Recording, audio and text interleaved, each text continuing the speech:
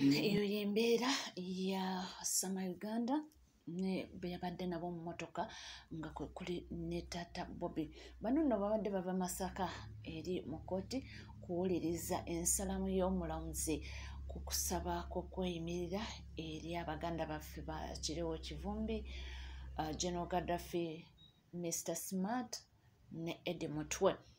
Era yalajjanye nnyo bambi naye Mukama mulungi nti bamaze ne bafuna obuyambi era nga essaawa ya kakati bali mu ddwaliro bafuna. Naye bw'oba mujjukirako kemabegakawo waliwo omulwanyi omu yavaayo n'akola security alert ng'awoninga Tata Bobby.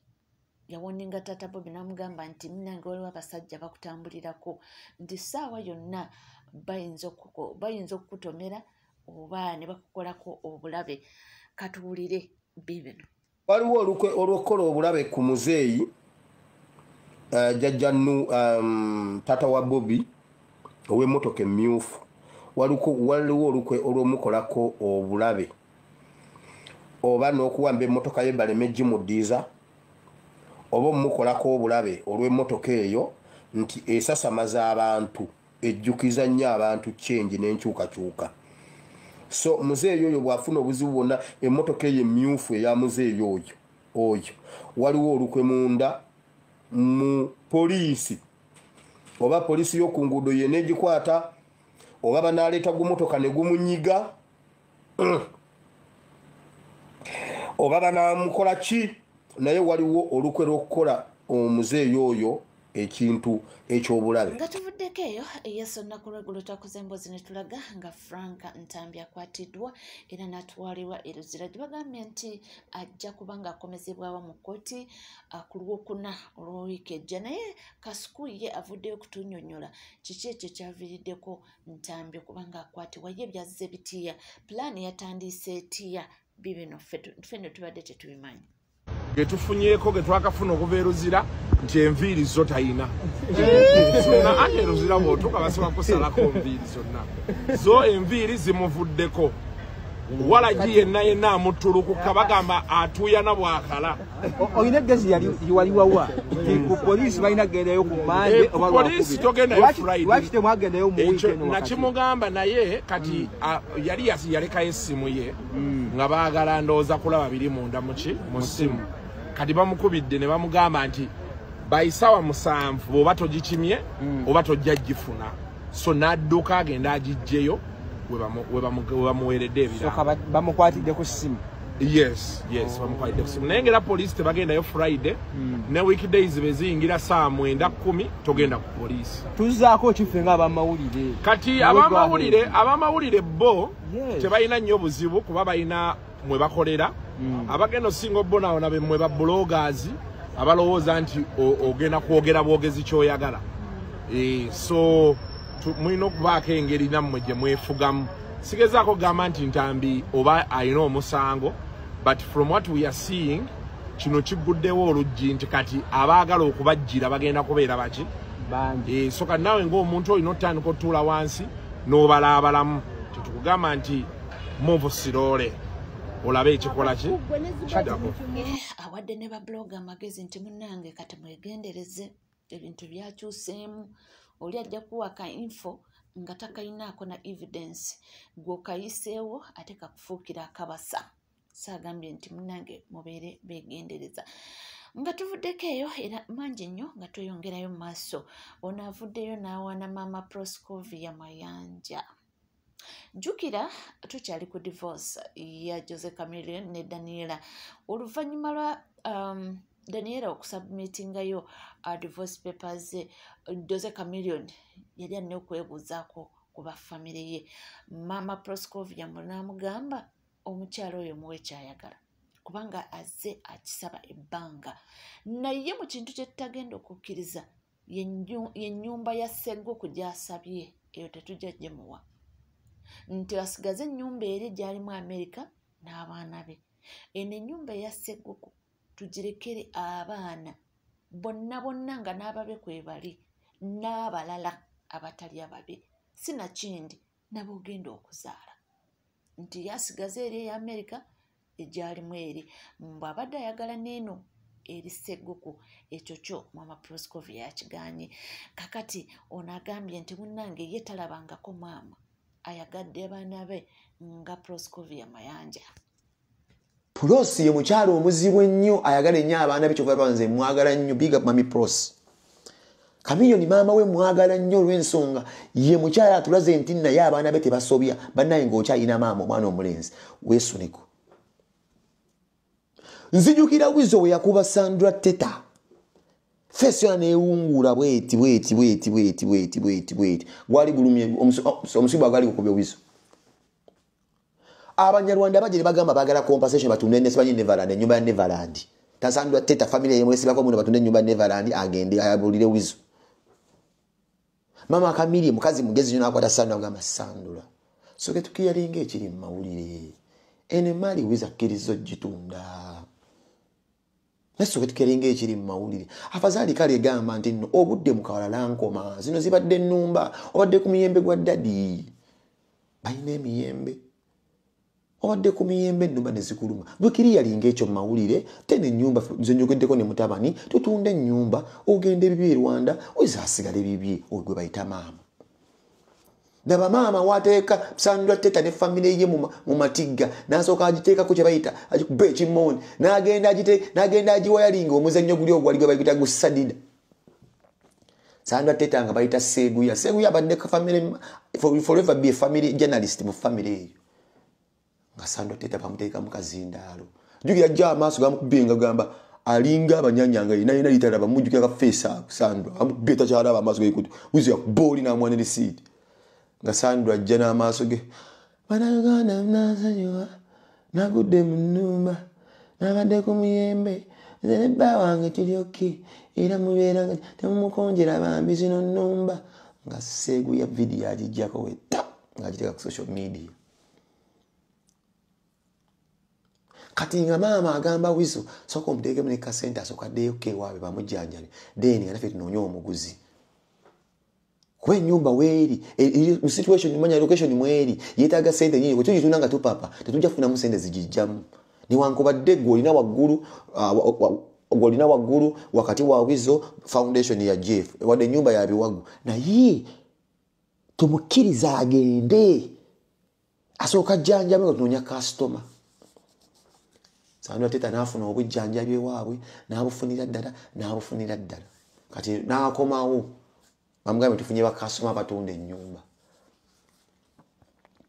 agenda okudda maama Wizo yamugamba ntunyambye ntya kulikayo gy'ovudde nti maama nze ne kojja wange wano nze kuteekako omukono ku ndagaano nti ndagaano ki nti Wizo atunze nti atunze eki anti mami mwangamba ngende banzijanjabe okujjanjaba ki weyankuba nga yakkuba ddi sagamba nti ddi ni mama kyogamba iye nkugeza n'enkulaba ng'olina kyosaba wano wajja kuba Maria mwana wange mama Wizo ng'akuba enduulu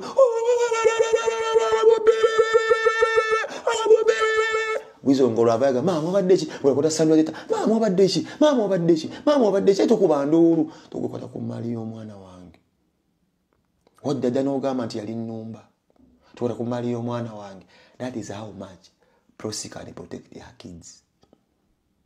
Kati awo kiri eri Daniela kuddamu tubuulira. Divorce gy'oyagala kugenda kugikuwa ku bbeeyi ya muyindi zero price.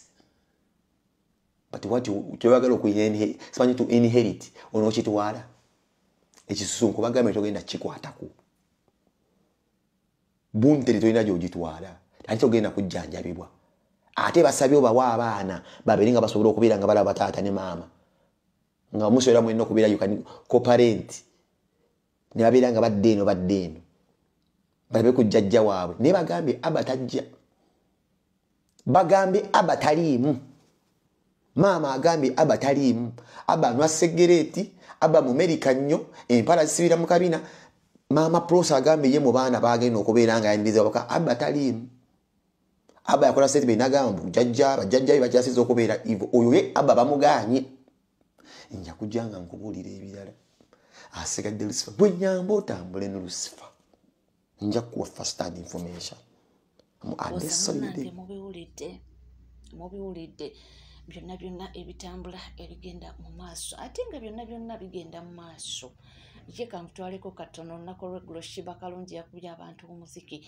Abantu nno ne batandika okwebuuza mbu ddala nyashi ya nakyo nyashi ya plastic. Abaana ne bagamba, omu n'agamba nti nedda nti bw'oba ng'olina akabina ka plastic surgery tebakanyeenya oba kituufu nze simanyi.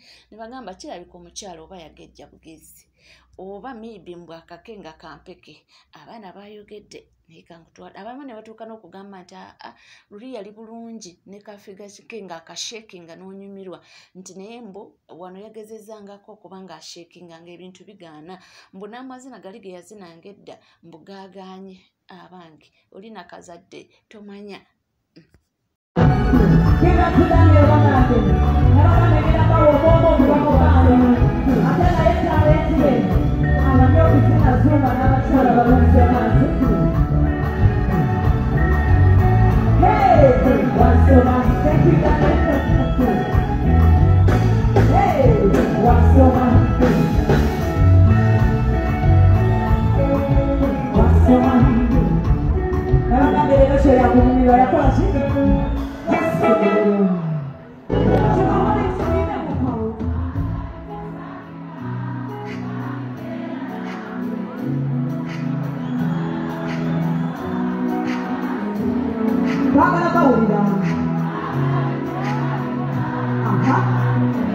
Thank you so much.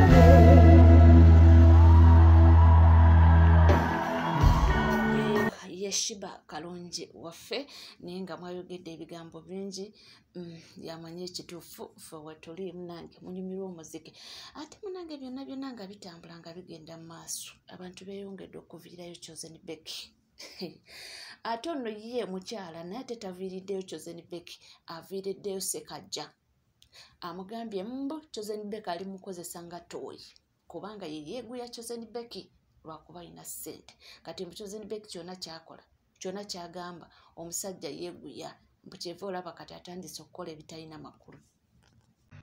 Abasajja abali eyo omukazi buli waali kukozesanga ekyokulwanyisa buli waali kukozesanga ekyokulwanyisa naawe n'oki endoosinga n'akozesanga ekyokulwanyisa eri omusajja gw'abadde ayagala oba gwe yakyawa omanyanga nti naawe togenda kuwangaala naye era ekyokubiri kimanye nti omukazi oyo atakwagala nti lwakuba akwagala laavu akwagala lwakubanga ayina obulumi mu mutima obwalaavu y'oli gwe yaleka oba gwe yeesonyiwa era kyovulaba aba akola bingi nnyo okugezaako okusindika message eri gwe yakyawa Chosen Becky kyakola today akulaga nti nno yamuvinga on ne Ssekaggya naye ate akulaga nti ate akyayagala okusindika message eri dictator Amiru omulaga nti ono yasaanidde ate ne Ssekaggya eringa ddami ali awo alinga gwe bakontrolinga kyovola banze kati ono Ssekaggya mbeera ngamba bw'obeera nga toyina kyobaza ku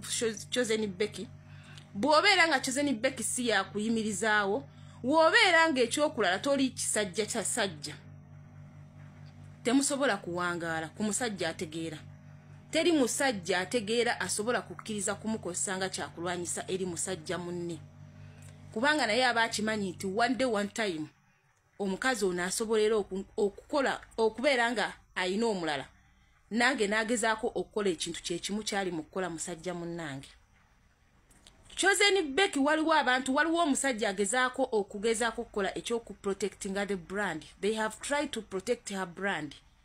Naye ate ye nga Chosen Becky ye tayagala kumanya. Ye kyali essaawa zino omuzimu ogwamwambala kwe kugezaako okukakasa dictator Amiru nti na moving on ono kati ye bwe bulamu bwange. Era ono buli kimu yakikola okiwulira. Naye nga ffe abakazi sigenda kwogera ku mmwe abatamanyira avo naye nze njogera ku mukazi eyali ayagaddeko. Kuba Chosen Becky yayagala dictator Amiru kyovula baakola bino byonna. Era Chosen Becky lwaki abikola tannakyawa musajja gwe eyamuzaalamu baana. Tannakyawa taata Jibu akyamwagala mu mutima gwe. Be bana abakazi nze benjogerako. Abakazi nga yayagadde laavu yaffe ng'oyagadde omuntu temalaga kuukayo bukoosi just like that.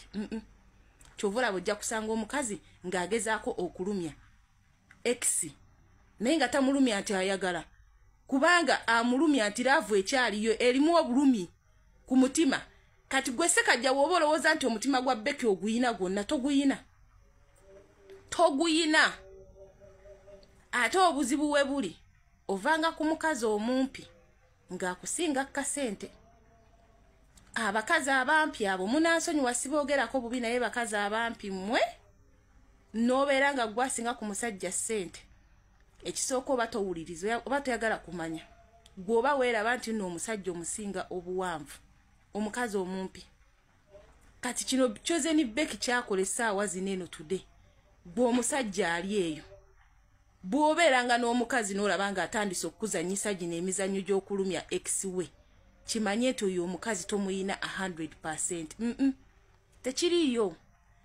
Bwe tuba tuli bakumuvinga tumuvinga ffenna laavu weba eweddeyo nti muvinze ono ngenda nzenna.